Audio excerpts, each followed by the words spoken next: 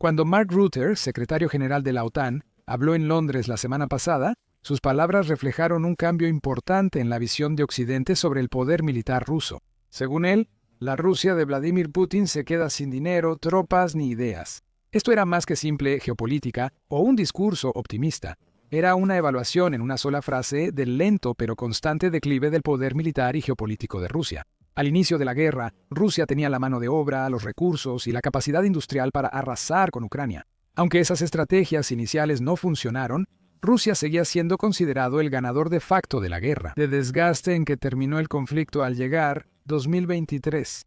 Ahora la OTAN duda de esa evaluación por nuevos informes del campo de batalla. Información sobre medidas cada vez más desesperadas por parte de Rusia que apuntan a que la guerra en Ucrania está devorando lentamente a Rusia desde dentro. La principal evidencia que respalda esto han sido las puras victorias en el campo de batalla que Ucrania ha logrado conseguir en los últimos meses.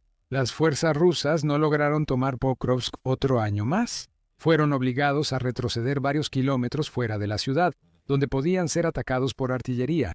Este importante centro logístico en el este de Donbass, que Moscú ha pasado meses intentando capturar en un asalto sangriento, se convirtió en el símbolo del verano de fracasos de Rusia.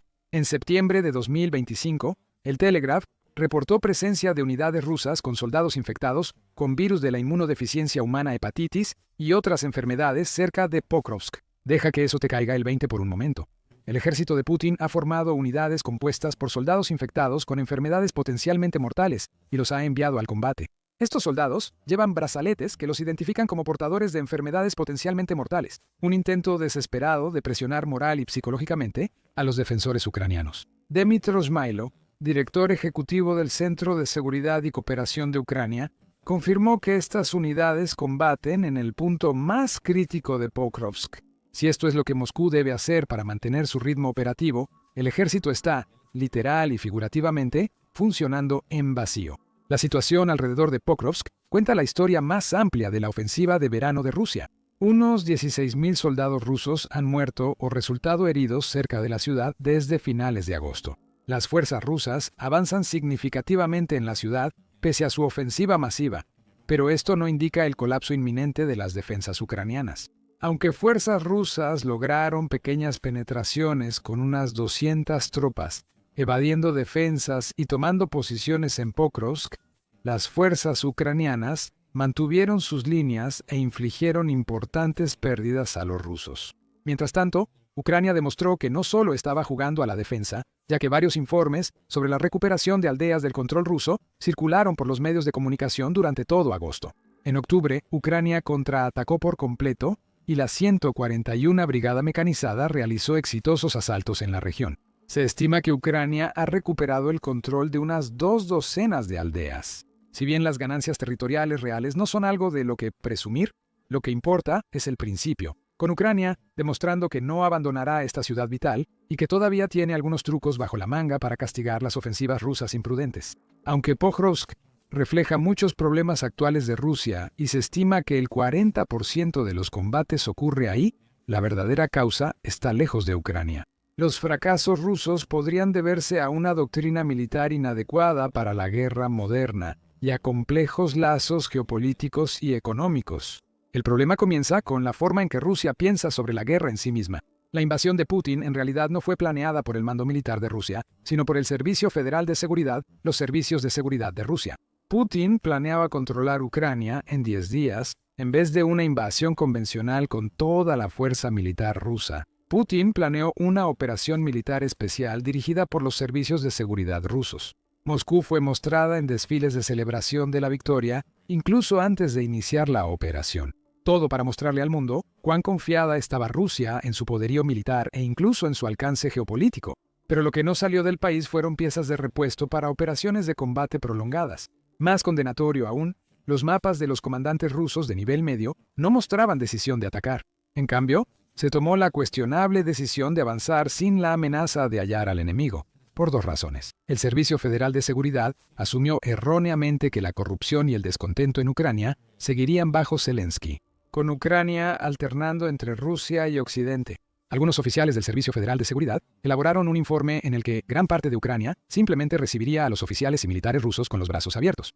Rusia podría aplicar la misma estrategia que usó al anexar Crimea hace más de una década. Sin embargo, como sabemos ahora, Rusia no se dio cuenta del nivel de resentimiento que surgió tras la anexión y el posterior conflicto frío. En segundo lugar, el conflicto a gran escala anterior de Rusia se libró hace mucho tiempo, en la década de 1980, cuando el país era prácticamente el líder del Segundo Mundo, y todavía contaba con el régimen soviético para respaldar su industria y preparación militar. Después de la disolución de la Unión, el éxito de Rusia en Georgia en 2008 en un conflicto con pocos soldados causó el desmantelamiento de los esfuerzos de movilización y canales de suministro nacionales. El Institut Français de Relations Internationales indicó que esto llevó a que la estrategia rusa dependiera de un pensamiento estratégico ilusorio. Eso es obvio en retrospectiva al ver los primeros meses de la guerra. Cuando la realidad llegó, Rusia no tenía planes alternos. El caso más claro fue en el aeropuerto de Hostomel, a pocas millas de Kiev. Esta operación debía ser la única de gran escala de Rusia en Ucrania. El plan era tomar el aeropuerto, llevar refuerzos a la región capital de Ucrania y avanzar hacia Kiev antes de que Ucrania respondiera. En cambio, rápidamente se convirtió en un desastre. Rusia desplegó entre 200 y 300 fuerzas especiales en 34 helicópteros desde Bielorrusia. Unos 200 reclutas de la Cuarta Brigada de Reacción Rápida de Ucrania estaban en el aeródromo con posiciones defensivas. Equipados con armas ligeras, misiles antiaéreos soviéticos y antitanque, los defensores ucranianos lograron derribar 4 helicópteros K-52 y un Mi-28, interrumpiendo significativamente el asalto ruso y dándoles el impulso moral necesario para seguir. Más importante, Ucrania tenía una estrategia: llenar la pista con vehículos y aeronaves derribadas para impedir el aterrizaje de refuerzos. Ante la primera señal de resistencia, Rusia canceló todos sus planes siguientes. Se avistaron 18 Ilyushin Il-70 y 6 con unos 1000 soldados saliendo de Pskov. Pero los refuerzos no llegaron al aeropuerto y probablemente fueron redirigidos a Rusia o Bielorrusia. El fracaso táctico evidenció problemas estructurales en la visión rusa de la guerra. El ejército ruso enfrenta un problema generacional por sus raíces soviéticas y una fuerte resistencia a adoptar paradigmas externos y modernizar su doctrina.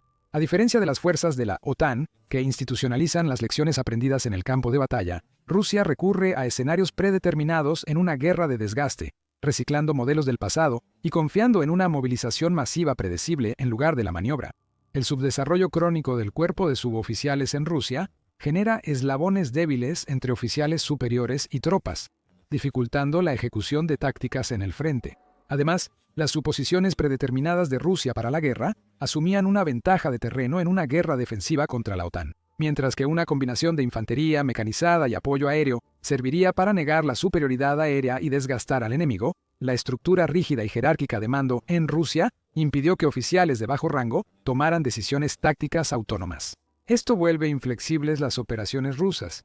Así que cuando algo sale mal, sus tácticas no pueden adaptarse a cambios repentinos. Así que, cuando Rusia lanzó una guerra ofensiva en Ucrania, lo hizo sin lograr asegurar la superioridad aérea. Primero, no tenía la estructura ni el entrenamiento militar para hacerlo. Las defensas en capas proporcionadas por Ucrania significaron entonces que la mayor parte de la fuerza aérea de Rusia terminaría siendo subutilizada hasta el desarrollo y la proliferación de bombas planeadoras en 2024. Mientras tanto, Ucrania había estado entrenando con fuerzas de la OTAN desde 2014, adquiriendo años de experiencia en operaciones adaptativas y de pequeña escala. Las unidades rusas no lograron adaptarse ante resistencia inesperada o cambios en el campo de batalla. Las fuerzas ucranianas, en cambio, podían improvisar, innovar y aprovechar la previsibilidad de Rusia. Pero existe otro problema más insidioso. Putin lleva 20 años eliminando cualquier acceso a información precisa u opiniones disidentes. Putin realmente creía que Ucrania no era legítima ni independiente sin Rusia. Esto se transmitió en su famoso ensayo sobre la unidad histórica de ucranianos y rusos en julio de 2021, prácticamente anunciando la invasión. Pero más importante aún, durante los últimos 20 años, Putin ha hecho todo lo posible por eliminar cualquier opinión disidente, tanto de su círculo cercano como de su gobierno. Está rodeado de personas que o bien comparten su misma visión ideológica, o tienen tanto miedo de contradecirlo que no lo demuestran. Esto causó un grave fracaso de inteligencia. La inteligencia rusa daba evaluaciones casi fantasiosas. Los datos recopilados por el Servicio Federal de Seguridad fueron cuidadosamente filtrados para crear una imagen que respaldara las creencias de Putin, es decir, que él estaba empujando una puerta abierta en Ucrania. Mientras tanto, la inteligencia occidental sabía exactamente lo que Rusia estaba planeando. En noviembre de 2021, el director de la CIA, William Burns, fue a Moscú para advertir a funcionarios rusos sobre no invadir. En enero de 2022, Burns viajó a Kiev para informar a Volodymyr Zelensky sobre la inteligencia de Estados Unidos sobre la inminente invasión rusa. Este intercambio de inteligencia dio a Ucrania una ventaja clave, ya que conocía el asalto al aeropuerto de Hostomel. Las fuerzas ucranianas estaban listas y aguardando. La inteligencia rusa le decía a Putin lo que quería oír, no lo que debía saber. La cámara de eco de Putin genera un problema estructural que supera la mala inteligencia en el campo de batalla. Rusia, sin oposición, debe cumplir órdenes contrarias a sus intereses a largo plazo. Rusia pudo haberse retirado antes y evitar la catástrofe económica inminente, pero omitir el fracaso requeriría admitir que la evaluación inicial fue incorrecta, algo que el sistema de Putin no puede tolerar. Esto genera una peligrosa inestabilidad en el gobierno ruso. El régimen de Putin depende de unos cientos de personas clave del mando militar, servicios de seguridad y oligarquía. El régimen de Putin controla tanto a estas personas que perderían todo y no ganarían nada al actuar en su contra. Si estas personas temen por su seguridad o su futuro, mientras la guerra sigue y la economía empeora, toda la estructura podría fracturarse. El régimen que eliminó la disidencia para controlar podría notar que esa ausencia dificulta la adaptación para sobrevivir. Cuando eso ocurra, esas personas podrían pensar que Putin ya no defiende sus intereses, sin importar el impacto en el país. Entonces podríamos ver a Putin destituido o reemplazado por alguien que pueda llevar al país en una dirección diferente, o al menos mostrar otra cara para que la política occidental la acepte. El cambio de régimen podría deberse a que la economía rusa está casi estrangulada por la guerra. Se prevé que en 2025 el gasto en defensa de Rusia supere el 8% del Producto Interno Bruto y represente el 40% del gasto federal. Un récord no visto desde la Guerra Fría soviética, solo igualado por Ucrania, que recibe donaciones multimillonarias de la OTAN. Esto representa una expansión significativa en comparación con las cifras previas a la guerra, cuando alrededor del 22% del presupuesto del gobierno se destinaba al ejército. Rusia lo ha logrado con reformas y aumentos de impuestos para mantener la economía durante la guerra. Sin embargo, estos esfuerzos a corto plazo ya muestran grietas. La industria petrolera y gasífera de Rusia ya no es tan clave para su economía. La industria aportaba hasta el 50% de los ingresos antes de la guerra. Hasta 2024 Rusia desviaba fondos para evadir sanciones y diversificar exportaciones. Pero ese comercio se ha estancado, ya que China e India imponen precios más bajos al crudo ruso y forman un duopolio sobre las exportaciones legales de Rusia. Para evitarlo, Rusia ha usado su flota en la sombra para enviar petróleo en buques tanque a terceros, incluyendo algunas naciones europeas. Los países que compran petróleo de la flota en la sombra rusa enfrentan mayor escrutinio. Miembros de la Unión Europea con acceso al Báltico han incrementado las sanciones a embarcaciones y bloquean su uso por parte de Rusia en su flota. Al mismo tiempo, que la Unión Europea imponga límites a los precios del petróleo ruso en toda la región podría provocar otra caída en los ingresos. El sector militar industrial ruso se ha enfocado casi totalmente en apoyar el esfuerzo bélico. La Fundación Jamestown reporta una caída del 92% en exportaciones de armas entre 2021 y 2024. Eso eliminó casi todos los ingresos que Rusia esperaba de vender armas a aliados como Irán, Siria o la India. Mientras tanto, Rusia ha implementado reformas internas que son indicativas de un colapso inminente. El país subió los impuestos a empresas e ingresos en 2024. En 2025, evaluará subir aún más el impuesto al valor agregado en bienes y servicios. El plan para 2026 contempla subir el impuesto sobre la renta personal y corporativa, añadir más tramos fiscales y bajar el umbral de ingresos para que más empresas paguen impuestos, lo que incrementará la recaudación. Aunque todo esto suena bien en teoría, el resultado es que la gente pagará más impuestos y al mismo tiempo habrá menos empleos en general. El complejo militar industrial ruso y el reclutamiento desvían más dinero público a salarios altos y provocan la quiebra de otras industrias. E incluso así, el complejo militar está bajo una presión cada vez mayor por parte del Estado, ya que muchos contratistas aceptan contratos por debajo del mercado para evitar cargos penales por no cumplir demandas irrazonables. Por lo tanto, Putin ha creado efectivamente un modelo económico que solo puede sobrevivir mediante la guerra continua. La paz mostraría la gravedad de los problemas económicos y demográficos de Rusia. y forzaría al gobierno a enfrentar los grandes problemas sociales que generó. Estos esfuerzos no funcionan. La economía inflada de Rusia obligó a Putin a reducir el gasto militar. La estimación más reciente indica una reducción de 63.000 millones de dólares en el presupuesto de 2026 frente a 2025, sin considerar que la inflación podría agravar el problema. Mientras Rusia pierde fuerza militar, Europa se vuelve el pilar de la resistencia ucraniana, lo que podría cambiar el panorama geopolítico para siempre. La coalición de los dispuestos es el primer cambio importante en la política de seguridad europea, propuesta por Francia y el Reino Unido. En febrero de 2025, la coalición tiene 33 países y Estados Unidos es uno de los grandes ausentes. Más específicamente, la coalición surgió a raíz de que Estados Unidos se fue desvinculando cada vez más del conflicto entre Rusia y Ucrania, especialmente después de que el segundo mandato de Trump comenzara a principios de 2025. En julio, la coalición reafirmó su compromiso de brindar al menos 40.000 millones de euros en apoyo militar a Ucrania en 2025, igual que la OTAN en 2024. Una prioridad principal para el apoyo es el fortalecimiento de las capacidades de defensa aérea de Ucrania, y los líderes acordaron brindar más apoyo. Para evitar ataques masivos de drones rusos y financiar la producción de interceptores, la coalición ahora funciona principalmente como mecanismo de financiamiento. En octubre, la coalición acordó más sanciones y presión militar sobre Rusia, exigir reparaciones y garantizar la seguridad de Ucrania tras la guerra. Quizás lo más significativo es que Europa está rompiendo su dependencia histórica de la energía rusa. Durante décadas, el gas y el petróleo rusos le dieron a Moscú influencia sobre la política europea. Algunos países han gastado más en importar petróleo ruso que en donar a Ucrania durante la guerra. Esa influencia se está desvaneciendo. Con cada nueva sanción, ese salvavidas económico proveniente de Occidente está siendo lentamente estrangulado hasta la muerte. Aunque el apoyo a Ucrania crece, países europeos también hacen compromisos importantes con Ucrania y la coalición. Francia y Reino Unido analizan ampliar su disuasión nuclear para proteger a Europa, reducir la presencia de misiles estadounidenses y hacer menos dependiente a Europa de Estados Unidos. Alemania ha acordado aumentar el gasto y la inversión militar hasta el 5% del Producto Interno Bruto, destinando aproximadamente el 15% de ese monto a la creación y mantenimiento de infraestructura. Rumania y Dinamarca han desarrollado planes para apoyar la compra militar de Ucrania. La primera, comprando drones para Rumania y Ucrania.